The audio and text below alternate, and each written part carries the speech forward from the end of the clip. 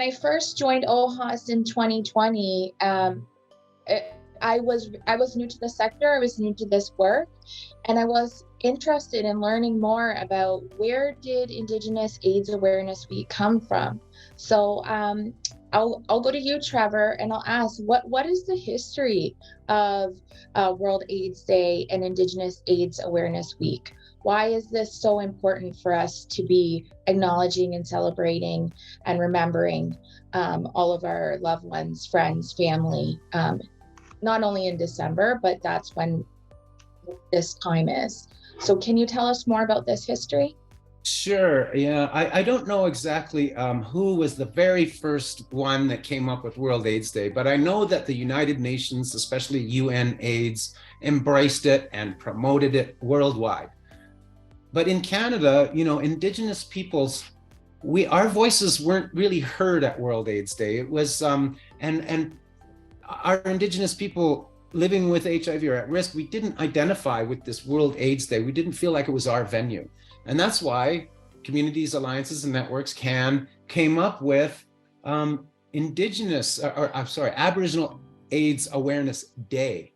So that's how it came up, so that people would see that if this is an Aboriginal issue, we need to own this and do something about it because it's in our communities, and we need to lead this response in our own communities and our own peoples.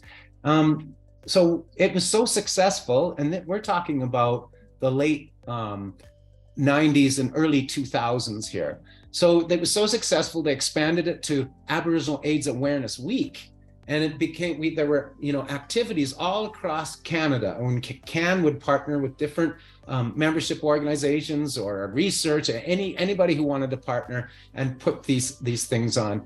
And, as Aboriginal fell out of favor as the word to describe our peoples, and we started using the word Indigenous, it became Indigenous AIDS Awareness Week. And now it's become a lot larger than CAN. It's really become something that we all embrace. And people, organizations and communities have their own events without even contacting CAN a lot of times. They just, because it's become so well known, everybody just does it. So now it's become almost an institution in itself. It's a time to celebrate our successes, but it's also a time to remember our relatives who passed on. When I got involved at CAN and became employed there, I remember when it actually expanded to become a week. And it started out small. Like, it started out with maybe up to 4 other sites were having events. And then I think the whole concept was, let's ignite those home fires across the country.